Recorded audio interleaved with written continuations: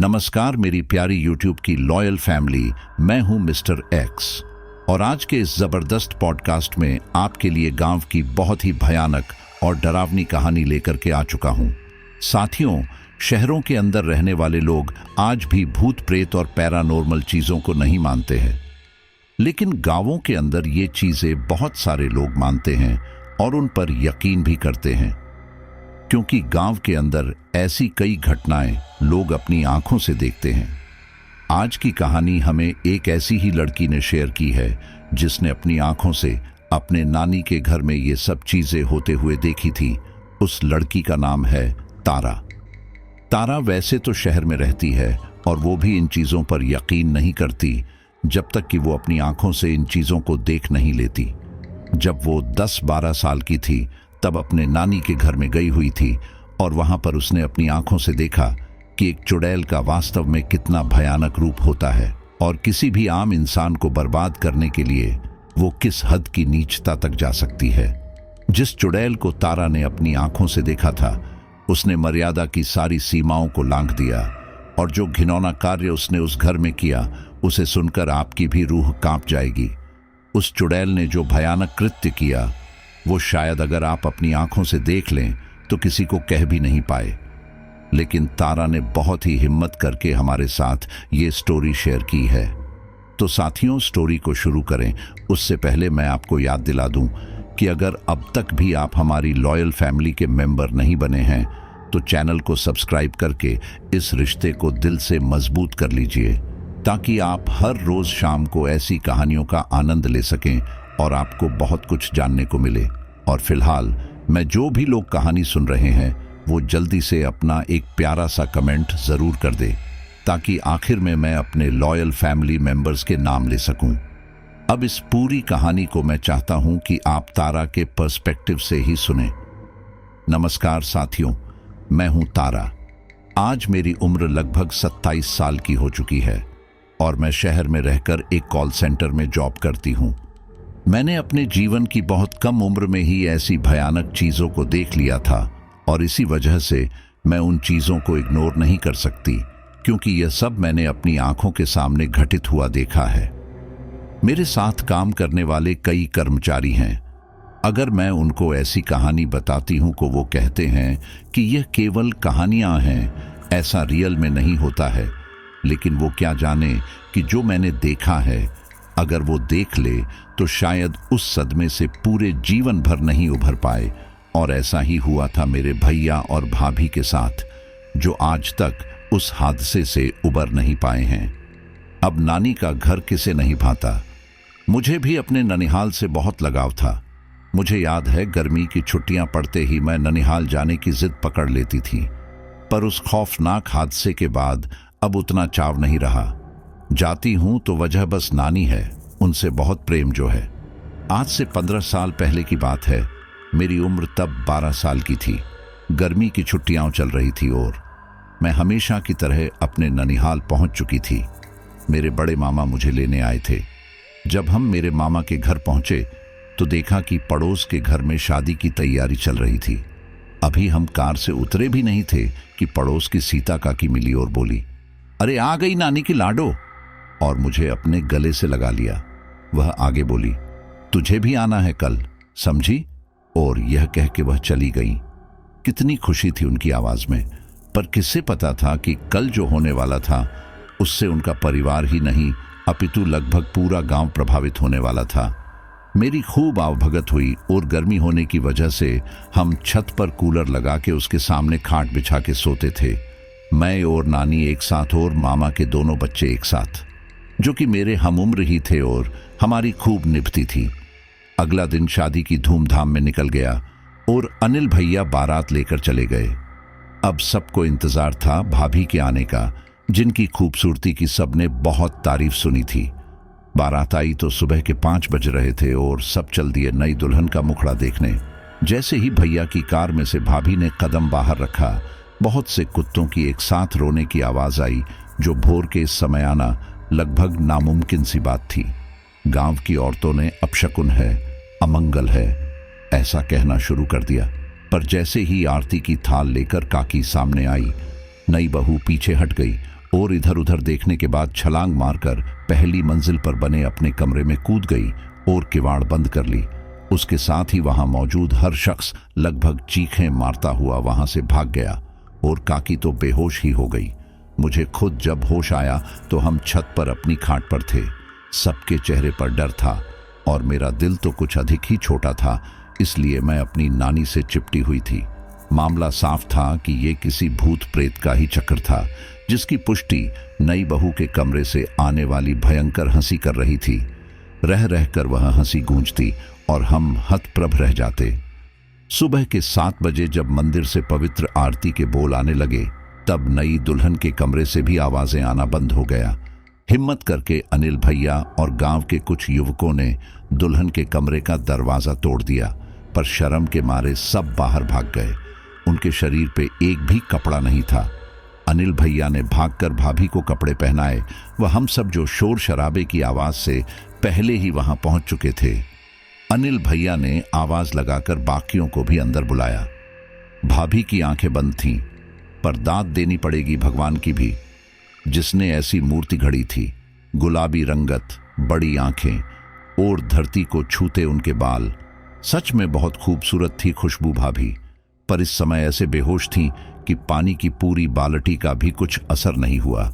फिर काका ने नाराजगी से भाभी के पीहर फोन किया। वो उनसे तुरंत आने को कहा। भाभी का गांव दूर होने की वजह से वह लोग दोपहर तक ही आ पाए। काकी और मामा के परिवार में सगे संबंधियों से भी अधिक प्रेम था, इसलिए हम सब अधिकतर काकी के पास ही रहते थे। आप भगत के बाद उन लोगों को उनकी बेटी के बारे में बताया गया। सुनते ही भाभी के पिता रोने लगे और कहने लगे, भाई साहब, वहां तो सब कुछ सही था, वहां तो पूजा भी की, पवित्र अग्नि के फेरे भी लिए, और जैसे सबकी विदाई होती है वैसे ही हमने खुशबू बिटिया को भेजा था। आप जैसे बता रहे हैं, हम खुशबू के बारे में सोच भी नहीं सकते। काका ने कहा, तो क्या हम झूठ बोल रहे हैं? इतना कहते ही रमेश काका ताव में आ गए और भाभी के घर वाले भी। मेरे बड़े मामा ने बीच बचाव कराया और इतने में ही घड़ी ने शाम के 6 बजने की घोषणा की और सुबह से लाश की तरह पड़ी भाभी के कमरे से फिर से वही भयंकर हंसी आने लगी। सुबह से डॉक्टर साहब 3 बार भाभी को देख के जा चुके थे, पर कुछ असर नहीं हुआ था। उनका इस तरह उठ जाना सबके लिए अचंभे की बात थी। उठते ही वो बाहर आई और खाने की टेबल पर टूट पड़ी, जैसे कोई वर्षों से भूखा जानवर अपनी शिकार पर टूट पड़ता है। गांव से आए कोई 15 लोगों का खाना होगा, जिसे भाभी ने जानवरों की तरह 10 मिनट में निपटा दिया। फिर उनके मुंह से एक बड़ी भारी आदमियों की सी आवाज आई, ये क्या घास फूस खाते हो तुम? थू, मैं चला खाने। और ऐसा बोलकर खिड़की से नीचे कूद गई। नीचे उतरकर अपने कपड़े उतारे और झाड़ियों में गायब हो गई। सभी हतप्रभ होकर एक दूसरे का मुंह देख रहे थे। बोलने को कुछ बचा ही नहीं था। भाभी के खिड़की से कूद जाने के बाद सभी ठगे से एक दूसरे को देख रहे थे। भाभी की मां तो कुछ देर होश में रहती, फिर बेहोश हो जाती। शायद जो कुछ सबने अभी देखा था वह सहन नहीं कर पा रही थी। हम सब भी दहशत के मारे जहां थे वही के वही खड़े रह गए। अब तो पीहर व ससुराल दोनों ही चिंतित थे। सभी को चुप देखकर मेरी नानी मां ने ही पहल की, देखो रमेश, बहू को पूरे रीति रिवाज से विदा करवा कर लाया गया है। 1000 आदमी गए थे बारात में, और जहां तक मैंने सुना सभी बहू की और उसके घर वालों की विनम्रता और शील व्यवहार की तारीफ ही कर रहे थे। अगर बहू को कोई बीमारी होती तो कोई ना कोई झलक किसी न किसी को तो जरूर दिखती। भाभी के पिताजी ने नानी मां के पैरों पर अपना सिर रख दिया और फूट फूट के रोने लगे। नानी मां ने अपने आंचल से उनके आंसू पोंछे। बहुत ही करुण दृश्य था। लगभग सभी की आंख भर आई थी। नानी मां ने कहा, यहां आते ही बहू का आरती की थाली देखकर बिदकना एक ही बात की और इशारा करता है कि जो कुछ हुआ है वह जरूर कहीं राह बीच में ही हुआ है। अनिल, तुम याद करो, राह में कुछ हुआ था क्या? पर इससे पहले कि भैया कुछ बोल पाते, धड़ाक से कमरे का दरवाजा खुला और भाभी ने अंदर कदम रखा। मेरी तो चीख ही निकल गई उनकी हालत देखकर। देह पर एक भी कपड़ा नहीं, मुंह और हाथ किसी के खून से सने हुए और गालों पर मांस के छोटे छोटे टुकड़े लगे हुए थे। बाल बिल्कुल खुले हुए तथा बहुत ही भयंकर लग रहे थे। उनके मुंह से धीमी धीमी गुर्राहट निकल रही थी। अचानक वह एक एक आदमी के पास आकर ऐसे सूंघने लगी जैसे वह कोई जानवर हो। जब वह मेरी तरफ आई, मुझे अपनी छाती में ठंडापन सा महसूस हुआ, क्योंकि मैं बहुत डरपोक हूं। ऐसे दृश्य तो मेरी कल्पनाओं से भी परे थे। मैं डर के मारे जहां थी वहीं जम सी गई। वह जाने क्या सूंघना चाह रही थी। तभी मैंने देखा कि नानी माँ के हाथों में रहने वाली रूक्ष की माला को वह बहुत तेजी से चलाने लगी। भाभी ने एक भयंकर चीख मारी। वह नानी माँ को खा जाने वाली नजरों से देखने लगी, पर नानी माँ ने माला का जाप नहीं छोड़ा। फिर भाभी को न जाने क्या हुआ, वह खड़ी खड़ी अपने शरीर को ऐंठने लगी। कई फुट ऊपर हवा में उछलती वह एकदम धरती पर आकर गिरती। सबने उनको रोकने की कोशिश की, पर सबको इस तरह पटका गया कि कोई अपनी जगह से उठ भी नहीं पा रहा था। भाभी का पूरा शरीर छिल गया था, हड्डी भी टूट गई हो तो कह नहीं सकते। शायद उनके अंदर का शैतान अपना बल प्रदर्शन कर रहा था, पर नानी माँ ने जाप नहीं छोड़ा। आखिर में आधे घंटे तक उत्पात मचाने के बाद सबने देखा कि एक काले रंग का कुछ धुआं सा भाभी के कमरे की तरफ गया और भाभी बेहोश होकर गिर पड़ी। तभी नानी का कांपता हुआ स्वर आया, सीता, बहू को कपड़े पहनाओ।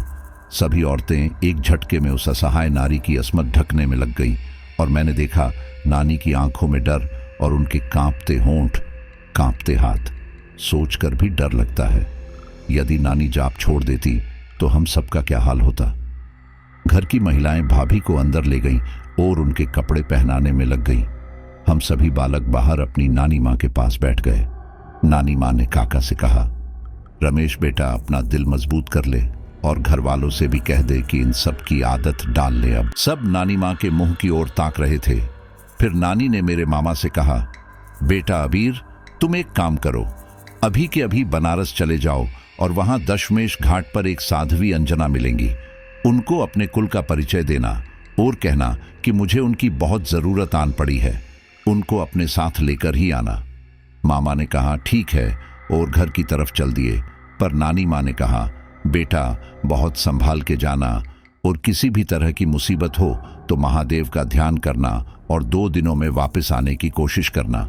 इतना कहने की देर थी कि ऐसा लगा जैसे घर में कोई भूचाल आ गया हो और वही भयानक हंसी घर में गूंजने लगी।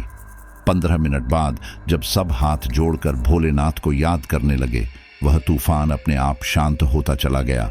खैर, मामा वहां से चले गए और नानी माँ ने भोलेनाथ का ध्यान करते हुए पवित्र भभूत से घर के चारों कोनों को कीलीत कर दिया। रात को हम अपने घर आ गए। भूख तो किसी को थी नहीं, सो हम छत पर सोने चल दिए। रात के लगभग 2 बज रहे होंगे। मेरी नींद खुली, ऐसे लग रहा था जैसे हम किसी तंदूर में बैठे हों। मैंने नानी की तरफ देखा। उनका एक हाथ मुझे कसकर पकड़े हुआ था और दूसरे हाथ से माला का जाप जारी था, पर वह रमेश काका के घर की तरफ एकटक देखे जा रही थी। मेरी नजर भी अपने आप वहां चली गई और मैंने देखा कि भाभी का फिर से वही नग्न शरीर, मुंह से निकलती गुर्राहट और अंगारे जैसी आंखें। वह हमें छत से घूर रही थी। काका का घर हमारे घर से 1 मंजिल ऊंचा था। फिर वह दीवार को पकड़कर नीचे उतरने लगी। बिना किसी सहारे के छिपकली की तरह वह दीवार से चिपकती हुई उतर रही थी और नानी का तो मुझे नहीं पता, पर मुझे दिल का दौरा पड़ने ही वाला था। फिर वह नानी के पास आई और उनके कान में बोलने लगी, तुम जिस भभूत से घर को कीलीत करके आई है ना, वह मैंने खंडित कर दिया है। और फिर वही जहरीली हंसी वो हंसने लगी। वो फिर से बोली, तेरी भैंस के बच्चा हुआ है ना, मजा आएगा आज। और ये कहते हुए वह नीचे हमारे घर में चली गई और अगले 2-3 घंटे हम सुनते रहे भैंस का रूदन और उसकी मांस चबाने की कच कच कच कच। मैं उन घंटों की बेचैनी सारी उम्र नहीं भूल सकती।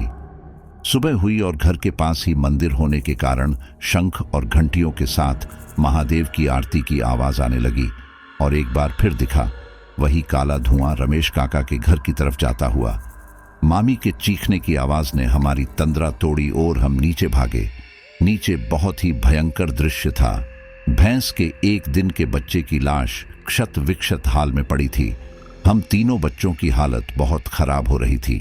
तभी मामी जी ने अपना फैसला सुना दिया, मांझी, मैं अपने बच्चों के साथ अपने पीहर जा रही हूं।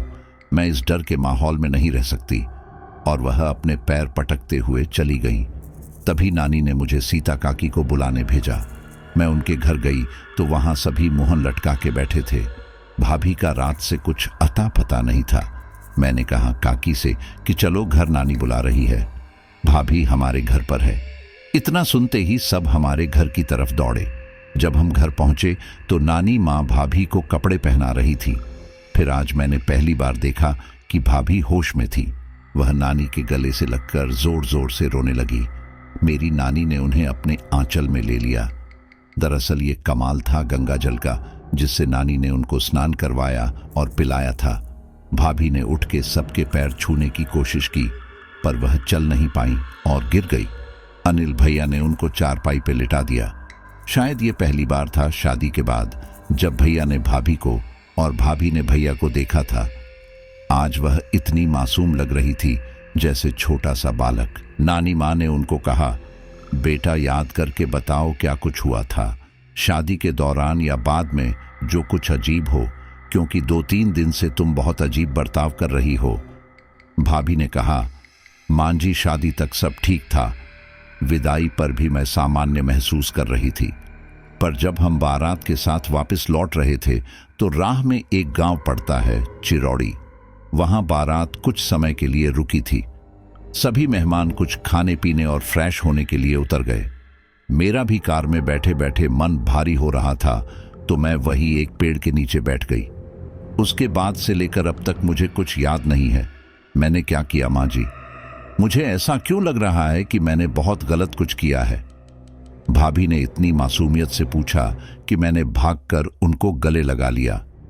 ये हमारा पहला परिचय था।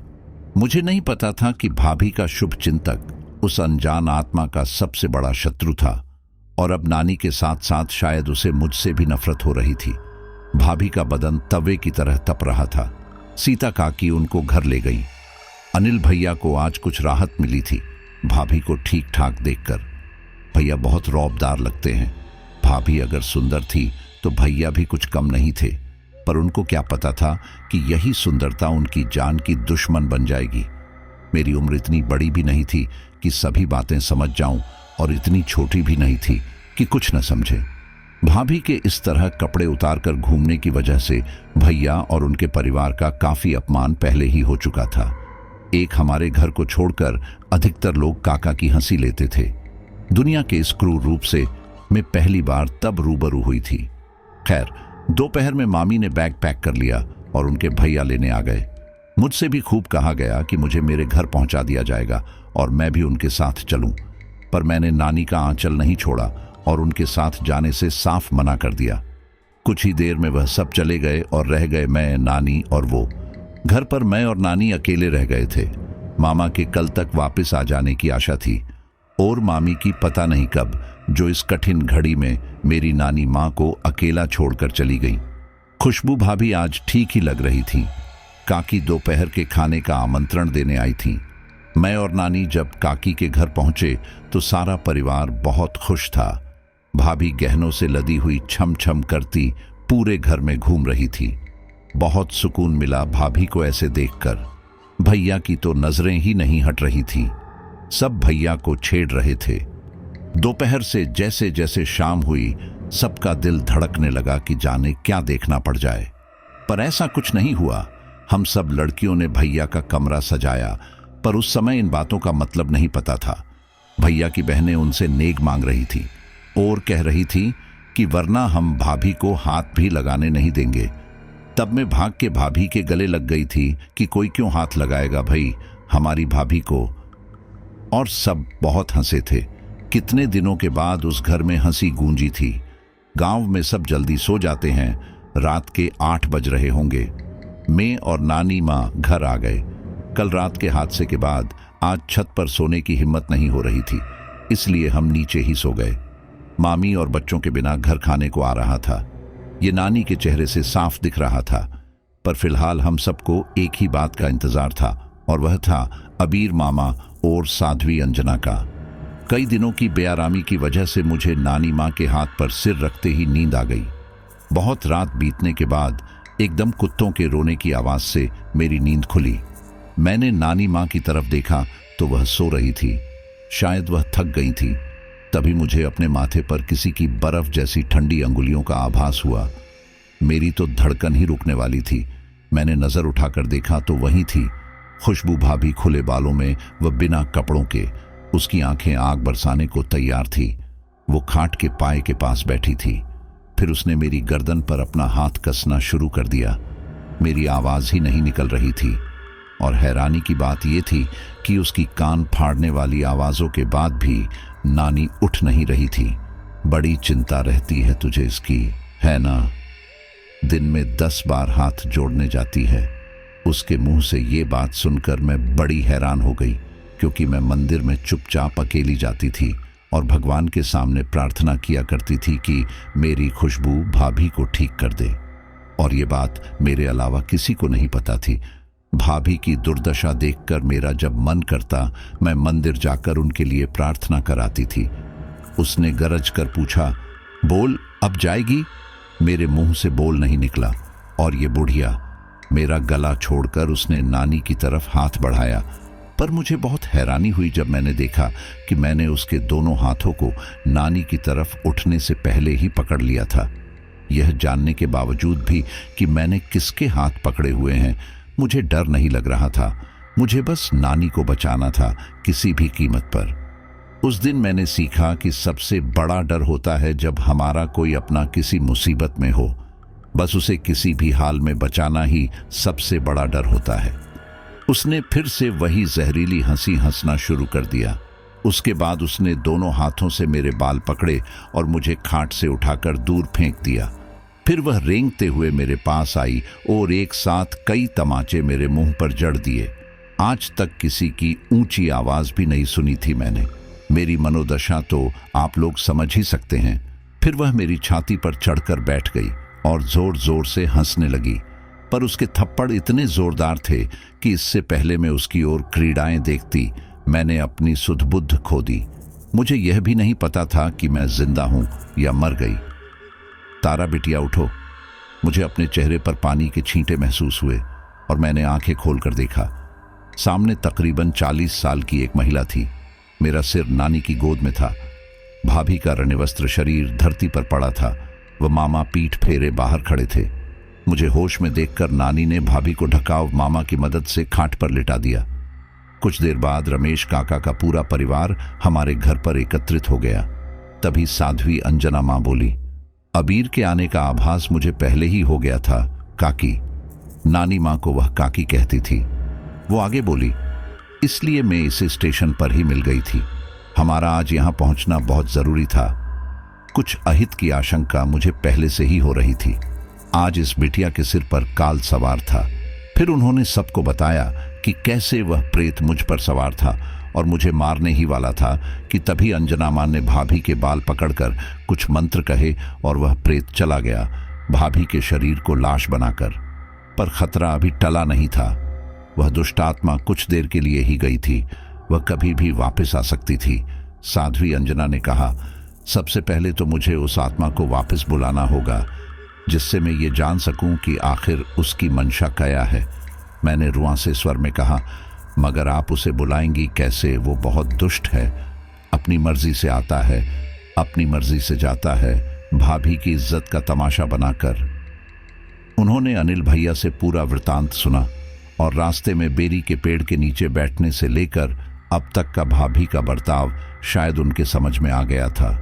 जो भी हो, यह आत्मा बहुत ताकतवर है, तभी उसने खुशबू की आत्मा को बहुत कमजोर कर दिया है।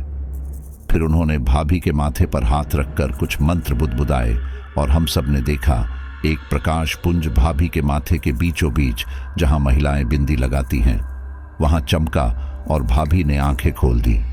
होश में आते ही वह रोने लगी। मुझे बचा लो माँ, मुझे बचा लो, वो एक नहीं दो है। हमारे मुंह खुले रह गए। एक से ही निपटना भारी हो रहा था, दोनों से कैसे निपटेंगे? माँ ने कहा, मैं जानती हूं। यहां आने से पहले मुझे मेरे गुरुदेव ने मुझे चेताया था, यह बहुत कठिन परीक्षा है, पर यदि प्रभु ने मुझे चुना है इस काम के लिए तो मैं तैयार हूं। एक पर्ची थमाते हुए वह बोली, अनिल और अबीर, तुम मुझे यह सामग्री लाकर दो। मामा और भैया वह पर्ची लेकर चले गए और भाभी अपने कपड़े पहनकर माँ को कुछ जानकारी दे रही थी। माँ, कभी मुझे अपने अंदर स्त्री जैसा अनुभव होता है, कभी पुरुषों जैसा।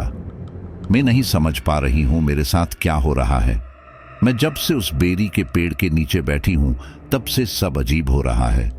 माँ बोली कि कोई बात नहीं, रात होने में 2 ही घंटे बचे हैं, देखते हैं क्या होता है। लगभग 1 घंटे बाद मामा और भैया सामान लेकर आ गए थे, जिसमें तरह तरह के फल, मिठाइयाँ, शराब व किसी जानवर का मांस भी था। हम हैरान थे कि माँ एक साध्वी होकर कैसे इन सब चीजों को हाथ लगाएंगी, पर माँ ने कहा कि महिलाओं को और बच्चों को दूसरे कमरे में भेज दो। पर उस प्रेत ने मेरे साथ जैसा बर्ताव किया था, मैं उसकी असलियत जाने बगैर कहीं जाने वाली नहीं थी। इसके लिए मैंने हाथ जोड़कर माँ से आज्ञा ली। शाम के लगभग 7 बजे माँ ने पूजा आरंभ की।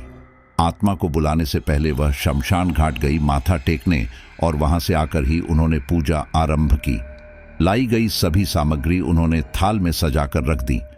पर हैरानी की बात यह थी कि बिना किसी चीज को हाथ लगाए सभी सामग्रियों में से थोड़ा थोड़ा सामान अग्नि खुद ही ग्रहण कर रही थी। हमें समझ तो कुछ नहीं आ रहा था, पर माँ किसी को हाथ जोड़कर प्रणाम कर रही थी। वो उनके चेहरे पर एक दृढ़तापूर्ण मुस्कान थी। अंजना माँ को इतने तनाव भरे माहौल में भी मुस्कुराते देख सच में हमें बहुत सुकून मिला। माँ कुछ देर तक किसी से बात करती रही, लेकिन किससे हमें कुछ समझ नहीं आ रहा था। पर उसके बाद माँ ने हमें कह दिया कि किसी भी हाल में कुछ भी हो जाए ना, तो हमें अपनी जगह से हिलना है और न ही वह सुरक्षा रेखा पार करनी है जो माँ ने अभिमंत्रित भभूत से खींची थी। फिर उन्होंने भाभी को अपने सामने बैठा दिया और मंत्र पढ़ने लगी। लगभग 15 मिनट बाद ऐसा लगा जैसे कोई आंधी आई हो और भाभी के पास आकर रुक गई। फिर कभी किसी आदमी की तो कभी किसी औरत के क्रोध में कुछ बुड़बुड़ाने की आवाज आने लगी।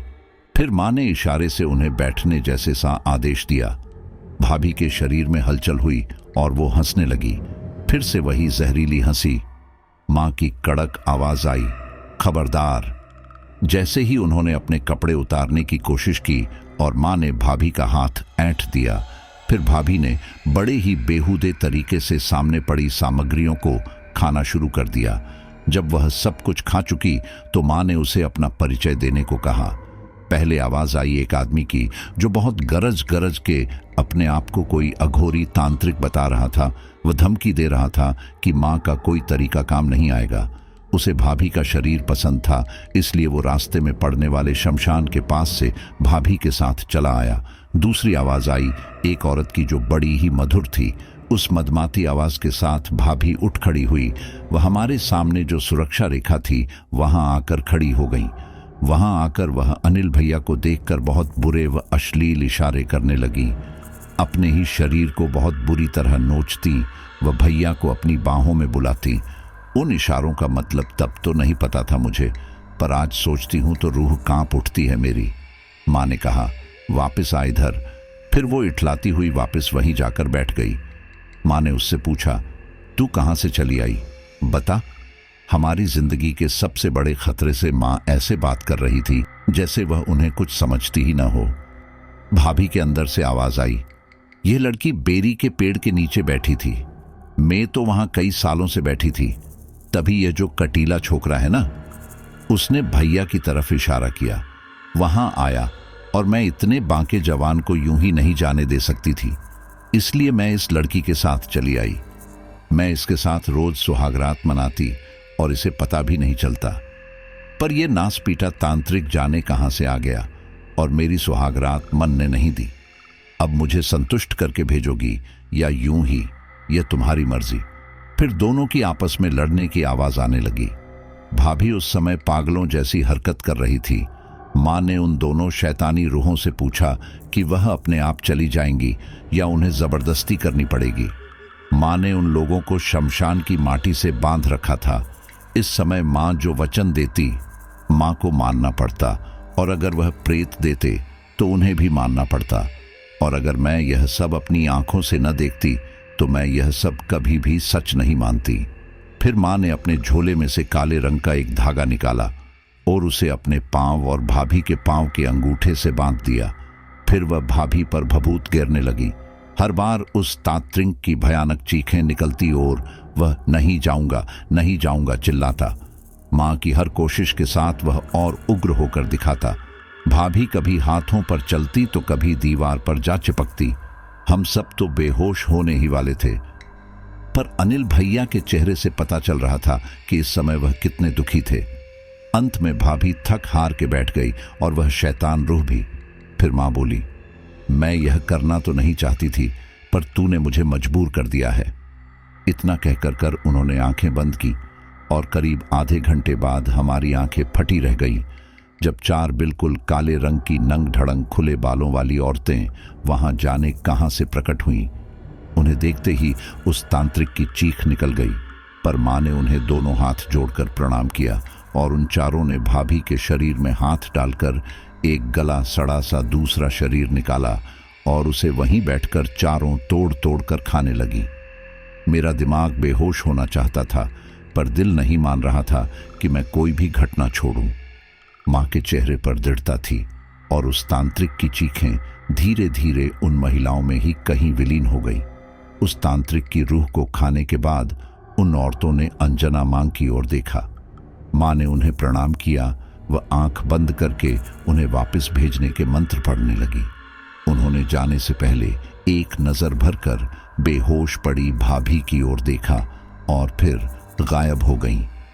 शायद वह भाभी के शरीर में मौजूद उस दूसरी रूह की तरफ देख रही थी। मां ने पूछा, तू बता, अब तू कैसे जाएगी? उस आत्मा ने जो रशत रखी, आज उसके बारे में सोचने मात्र से मेरे रोंगटे खड़े हो जाते हैं। उसने कहा कि वह अनिल भैया से एक पत्नी की तरह संतुष्टि चाहती है। मेरा वादा है, मैं फिर कभी लौटकर नहीं आऊंगी। मां ने कहा, तू जो वादा कर रही है उसे तोड़ने का अंजाम जानती है?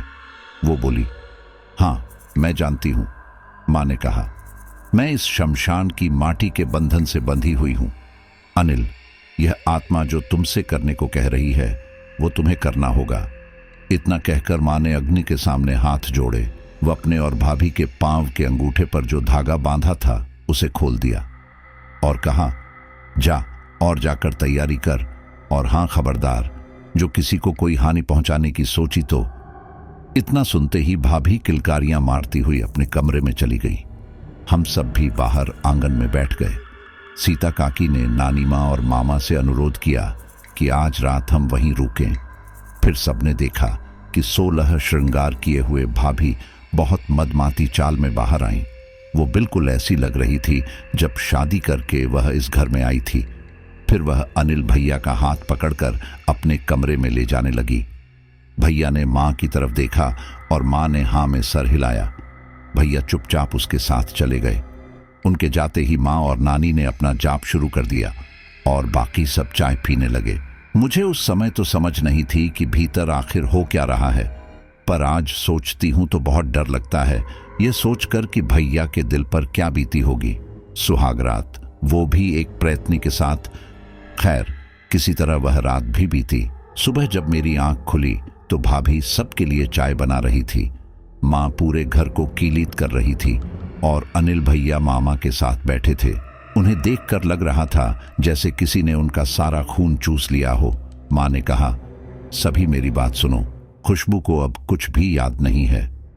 अनिल, तुम्हें उसे सब बात बतानी है, पर धीरे धीरे, एकदम से शायद यह बात वह बर्दाश्त न कर पाए। घर के सभी लोगों को मां ने समझा दिया था कि भाभी को वही आदर और प्रेम देना है जो एक बहू को मिलना चाहिए। उस रात हम छत पर सोए। रह रहकर मेरी नज़र काका की छत पर जाती, पर एक सुकन मिलता वहां किसी को न पाकर। उस रात बाद लगभग 15 दिन मैं नानी के घर रही और वह सभी दिन बहुत चैन से बीते, पर मैं आज तक इस बात से बाहर नहीं निकल पाई हूँ। आज भी अगर कोई मुझे दिन ढलने के बाद छत से कपड़े उतारने के लिए कह दे तो मैं नहीं जा पाऊंगी और न ही जाती हूँ। भाभी का वो हिंसक चेहरा हमेशा मेरे भयावह सपनों का एक हिस्सा रहा है।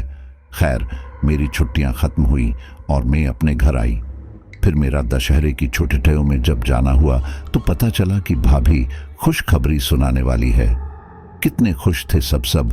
और सबसे अधिक तो भैया खुश थे, पर भाभी बहुत चुपचाप रहती थी। नानी माँ ने बताया कि उन्हें सब कुछ बता दिया गया था। शायद वह अब तक इस सदमे से बाहर नहीं निकली थीं। फिर आई होली के बाद की छुट्टियां और मैं फिर से नानी के घर। भाभी के यहाँ एक छोटी सी गुड़िया रानी हुई थी।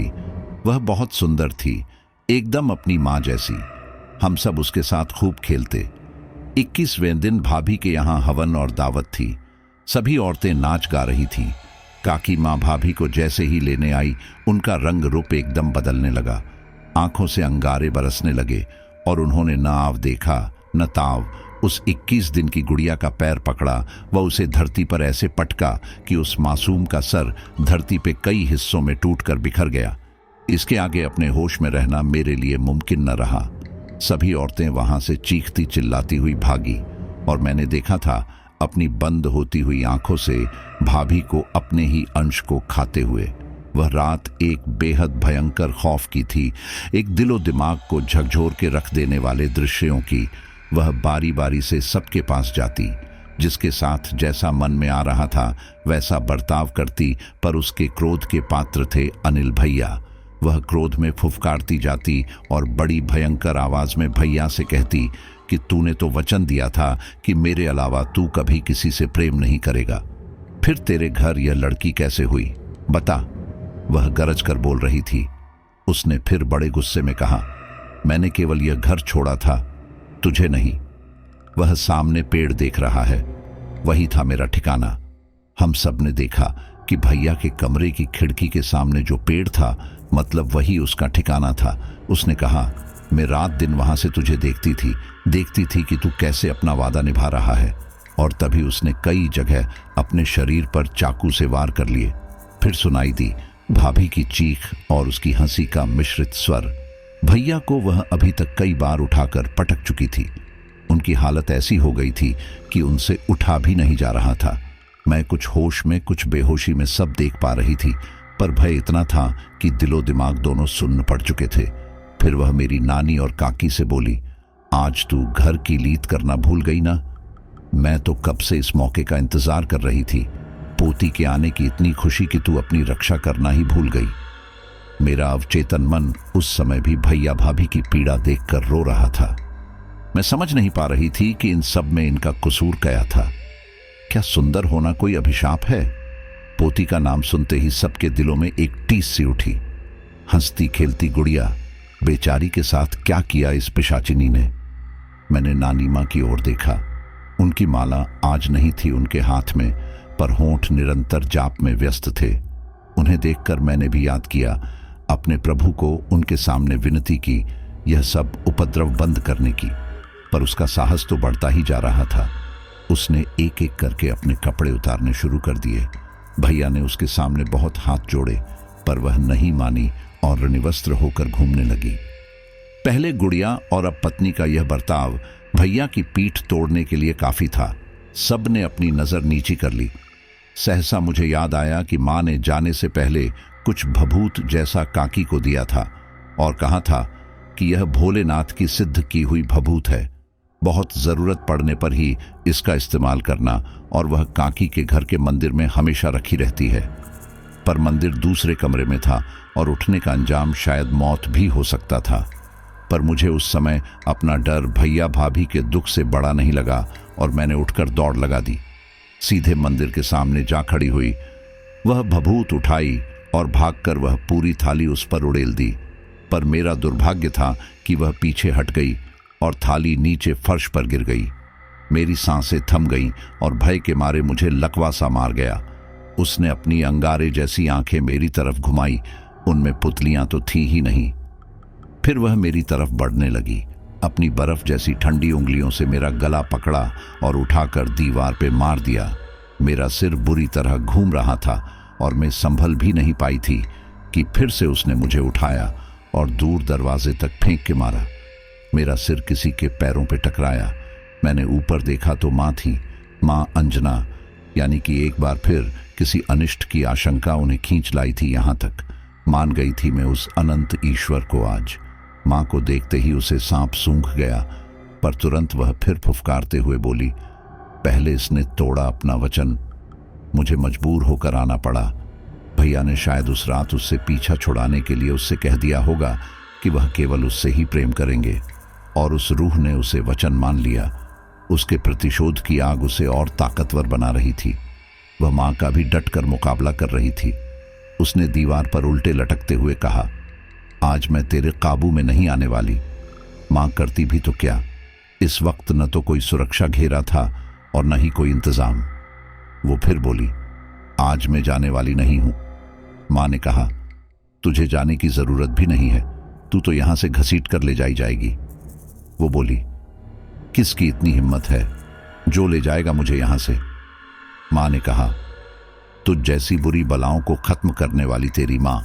और मां ने अपनी आंखें बंद करके कुछ मंत्र पढ़ने शुरू कर दिए। फिर दोनों हाथ ऊपर उठाकर बोली, हे शमशान की रक्षक, प्रकट हो। और हम सबने देखा, हवा का एक बवंडर काले रंग का बहुत तीव्र गति से घूमता हुआ घर में आया, और एक काले कपड़ों में काले रंग की आकृति जिसकी ऊंचाई छत को छू रही थी प्रकट हुई। बड़ी ही भयावह आकृति थी वह। फिर वह आकृति चिल्लाते हुए भाभी की तरफ बढ़ी। बहुत निर्दयता से भाभी के शरीर में हाथ देकर एक और गला सड़ा शरीर बाहर निकाला और सच में ही उसे अपने साथ घसीटने लगी। जो हवा का बवंडर उस आकृति के चारों तरफ घूम रहा था वह तेज होता गया, इतना कि लग रहा था पूरा घर उड़ जाएगा। तब मां ने अपने अंगूठे में चाकू से एक चीरा लगाया और कहा, हे डाकिनी, हे महामाया, भेंट स्वीकार करो, शांत हो जाओ। और वह बवंडर मां के लहू की भेंट स्वीकार करते हुए घर से बाहर की ओर जाने लगा।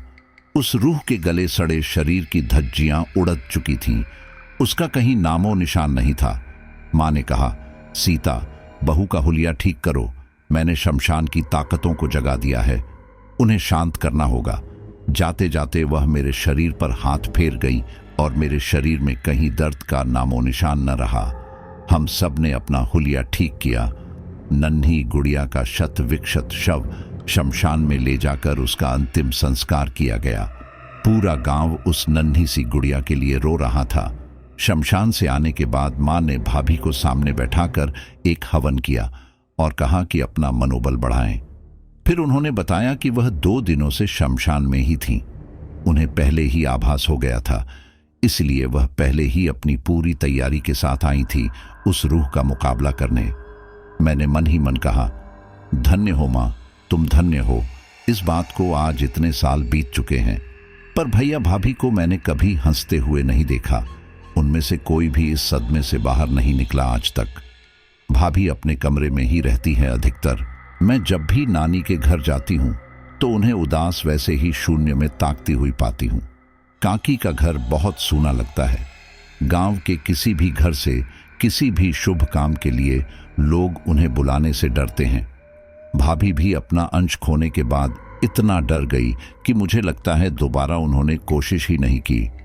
सब उन्हें मनहूस मानते हैं, पर मेरी नज़र में उनसे अधिक पवित्र कोई नहीं है, क्योंकि इतना कुछ होने के बाद भी भाभी भगवान को नहीं भूली हैं। उनमें उनकी पूरी निष्ठा है, और मैं आज भी हाथ जोड़ती हूँ उस प्रभु के आगे कि इनकी खुशियाँ इन्हें लौटा दे। तो साथियों, ये थी गांव में बीती हुई एक कहानी जो तारा ने अपनी आंखों से देखी और आज उसने हमारे साथ ये शेयर की। मुझे पूरा यकीन है कि ये स्टोरी आपको काफ़ी पसंद आई होगी और काफ़ी कुछ आपको इससे जानने को मिला होगा।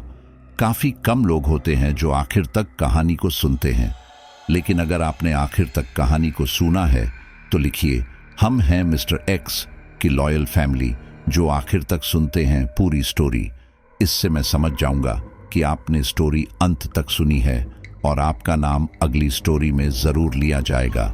चलिए अब हम अपने लॉयल फैमिली मेंबर्स के नाम लेते हैं। प्रदीप मौर्य, विकास वर्मा यूपी, धनंजय यादव चंदौली, इस्लाम अंसारी नेपाल, सुरेश कुमार, विनय कुमार, राम गोपाल गहलोत एमपी, सावित्री मॉरिशस, राम पांडे बंबई, पुष्पा राणा नागपुर, प्रीत जटाना पंजाब, मुस्कान हिमाचल, सीमा रावत गुजरात, खुशबू रांची, वैभव, सुरेंद्र और उनकी पत्नी झारना ओडिशा, संगीता गुप्ता सूरत। चलिए फिर बहुत बहुत धन्यवाद, मिलते हैं अगली स्टोरी पर।